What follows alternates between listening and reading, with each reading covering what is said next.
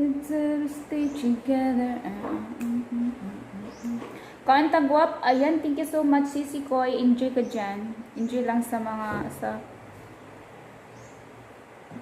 siguro tulog pa tong dalawa. Wala pa eh. Si March, naka-online siya parang 8 hours ago pa.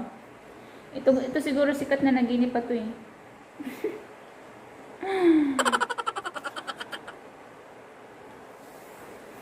Thank you, Sisi. Thank you, refreshing harang ulit. Thank you very much, sis. I really appreciate talaga.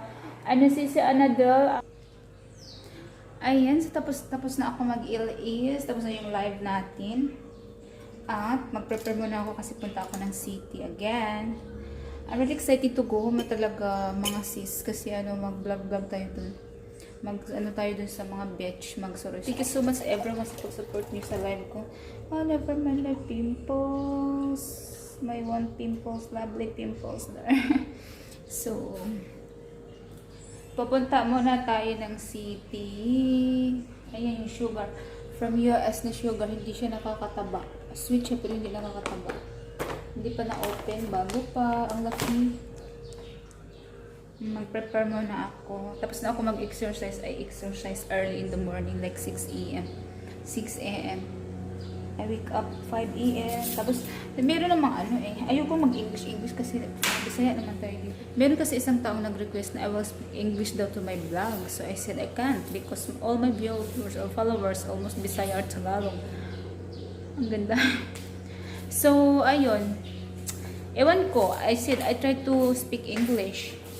I try to speak English, but sometimes, I got nosebleed.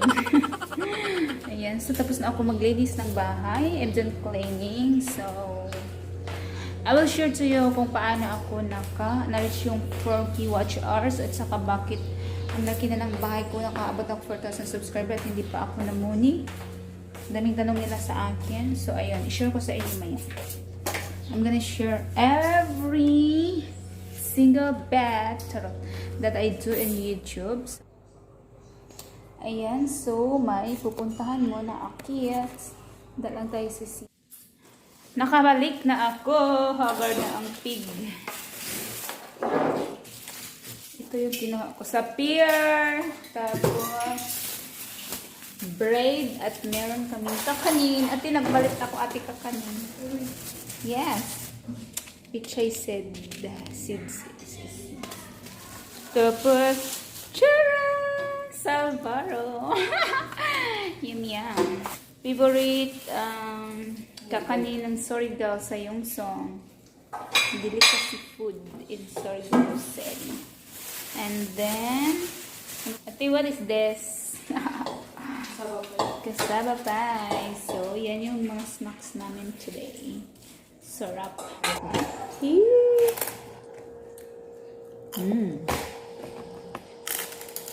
What is this called? Basta ano to? Ano pa? Sa yung song. One of my favorite. Obi. Ayan na, umurabit. Salamat ka. Pagdaan. Marriage time naman. Sabi ni Chris ko dito. Ayan. Si Mel's Chris, muni natin siya. Umpisahan na natin yung mga daming tanong sa akin. Hello, good morning everyone. Good afternoon pala. So, today is Wednesday, May 13. It's a second day that after I get monetized because I got monetized yesterday, May 12. So, it's like my lucky day, but I've been waiting for about 4 days. 3 days kasi na-reach ko yung 4,000 watch hours May 8, and then naka-receive ako ng email from Lulu is May 9. So, and then 10, 11, 12 is like 3 days of waiting bago ako na-approve. When I wake up on May 12, 5:51 AM, check talaga ako agad sa email ko. Ayan, congratulations, approve ko na sa ganyan-ganyan, blah blah blah. Ayan, ang saya-saya ko, parang naiyak ako. I get teary-eyed talaga nung ina-approve na ako. But before that, ang dami kong mga pinagdaanan. Alam niyo naman, almost over friend in YouTube naman na alam talaga nila. So lots of them asking why I got already 4,000 subscribers not monetized yet. So lang Bisaya, pero iwan ko ba yung ibang tanong sa akin na I will speak English daw, pero I will try my best, naman. Ang mga pagkasagara naman natin follower dito is Bisayan, Tagalog, di ba? So parang pakasabihin ma-art. Ayan. Kasi last year, I started uploaded a video September, I think. But before that, I already uploaded one video July, and it was a lot of view. But I deleted it, and then September I upload again. So I deleted it again about November. I think November I deleted it all. Yung ano ko, yung watch hour is para na ano lang bala, back to zero siya. I thought it's very easy lang to reach the 4,000 watch hour, pero it's very hard pala. Di ba ang hirap pala abutin yung 4,000 watch hour. So ayun, i-expect talaga nung December na malaki na yung watch hour ko kasi may bago akong mga upload, pero hindi ako yung updating talaga kasi dami kong mga pinagdaanan yung time na yun. Lugmok talaga ako, charot. Anyway, never mind yung mga time na yun. Basta importante ngayon is monetize na ako. Nag-ilis ako was na January 19 after fiesta ng Lapaan sa Siargao. Lumawas na ako dito ng Surigao City para time while I'm working, doing YouTube naman talaga. So ayun. When I started doing LS, my watch hour was only 195. So I didn't know about that talaga. Yung isa kong friend na taga-Yogi na si Genevieve Garlic, yun talaga yung nag-push siya akin sa kasi parang Fusa, yung mga friend ko na pinakaano kong friend dito sa YT World, na yun talaga yung pinakaano kong na-meet na mga friendship ko, na mga legit kong friend. So talaga LS, parang nahiya ako ba, hindi ko to kaya, paano ko magsalita, paano ko kausapin yung mga tao while may pinagdaanan ako na sobrang pumayat nung time na yun. Anyway, while I'm doing vlog, I'm supporting one of my friends from Siargao Island Cat. Ay, naka-live siya, so nakasupport din ako. Alam niyo naman, ang legit to. Tapos, ayun, inano ko muna siya mute. Sa ako nag-ilis, I was already 3.4 subscribers that time. And then, until end of January, continue pa yung LS ko. Tapos, February, medyo nagka-stop na siya kasi may buwabalik. Nagka-stop. And then, April was may nangyayari na naman hindi maganda nung time na. Tapos ayun, bumabalik na naman ako pag-ilis nung second week ng April until inaaraw-araw ko na yun, hanggang naka-4 oras ako, merong 5 oras.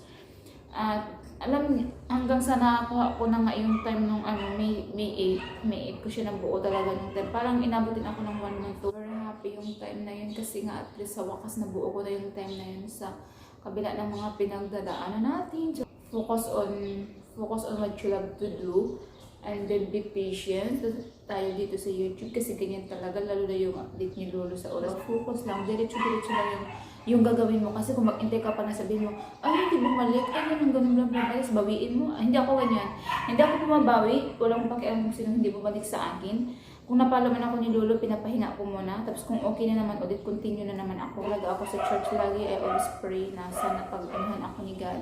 Give me strength, be a strong woman. You know, gusto ko tumatayo sa sarili kong paa. Yung parang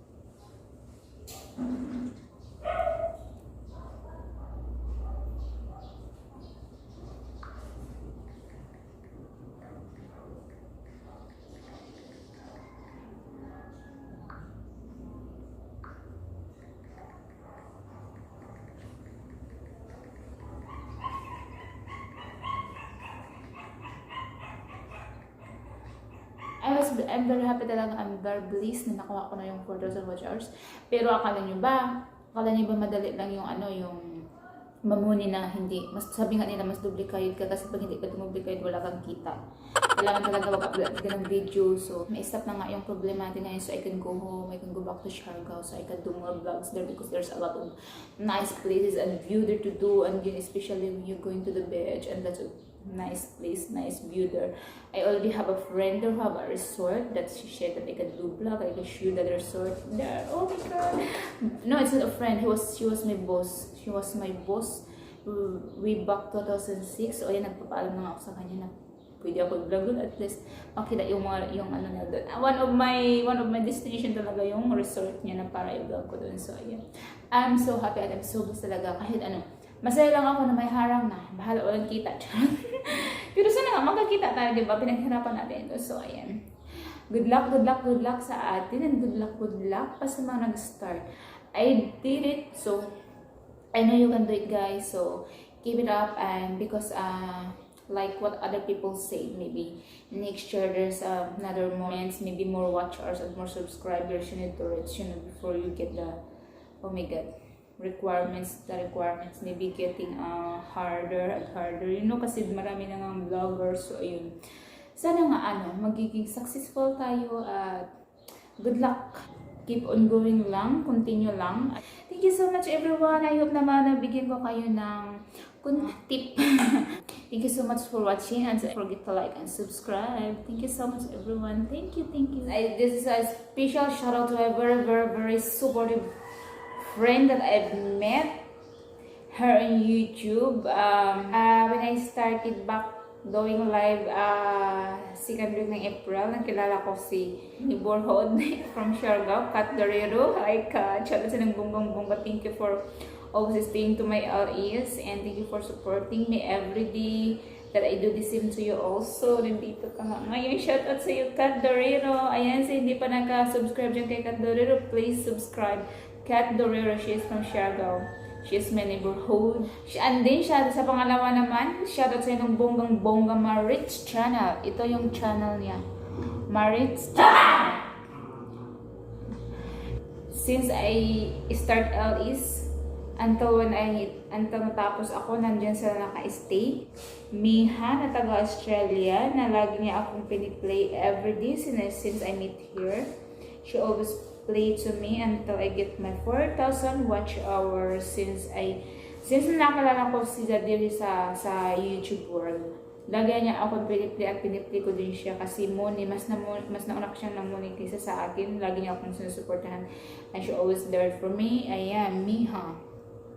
Yan, please like and subscribe to her channel. She's very supportive at namibigay yan ng watch hour. Ayan.